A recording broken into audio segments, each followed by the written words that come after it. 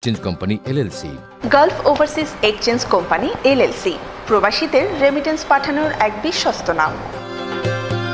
আর একটা জিনিস মনে রাখবেন যে কোনো কাজের কোনো বিনিময় চাবেন না।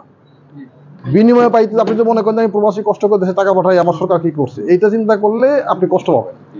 এটা যত বেশি জন এই যে কাতার আমির গেছে, আমাদের কি এগ্রিমেন্ট অনেকগুলো সাইন হয়েছে, কি ইফেক্টিভ হলো না হলো তার চেয়ে বড় কথা হলো কি, আপনি যখন আরেকজন বাড়িতে যাবেন তখন আপনার ছোট ভাই বোনেরা সবাই জানবে যে বস কিন্তু ভাই কিন্তু ওই বাড়িতে গেছিল।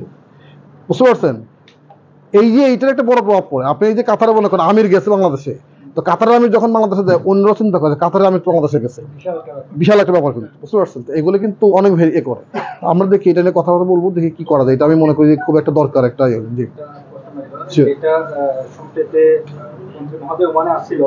এবং তিনি আসার পরেও আসার পিছনে যারা অক্লান্ত পরিশ্রম করছেন তারা অবশ্যই আমাদের সামনে উপস্থিত হয়েছেন, কিন্তু আসার পরে 12 ক্যাটাগরির ভিসা চালু করেছেন।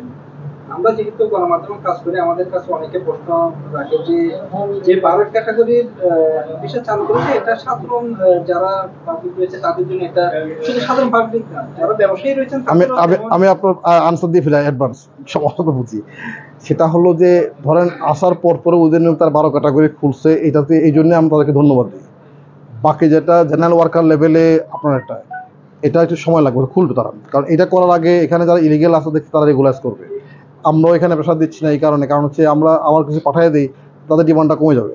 লোক বেশি সাপ্লাই আসবে না। আমরা যদি এই 96,000 লোককে আজকে মাদ্রায় গেলাম, বাগানে গেলাম, এখানে অর্ধেক লোক হচ্ছে আমার মানে পতাকা না, ইলিগেল হয়ে আছে। তো এই লোকগুলাকে একটু রেগুলার করতে দেন, রেগুলার যদি এটা হয় দেন আমরা পাঠাইলে সেটা ভালো হয়। এখন স্কিল সেটা বললাম এক রেগুলার স্কিল। আর একটা যেটা হলো কি, সারা দুনিয়াতেই এখন কিন্তু আসলে জেনারেল কোনো ওয়ার্কার নিতে চাচ্ছে না, সবাই চাচ্ছে স্কিল লোক। আমরাও মনে করি যে আমাদের লোকজন স্কিল করে পাঠানো উচিত। তো যেমন এখানে ধরেন এখানে তার যে ক্যাটাগরি খুলছে, তো হয়তো এই ক্যাটাগরি কম, ঠিক আছে, তারপর তো খুলছে একদম, তো সব ভিসা বন্ধ ছিল।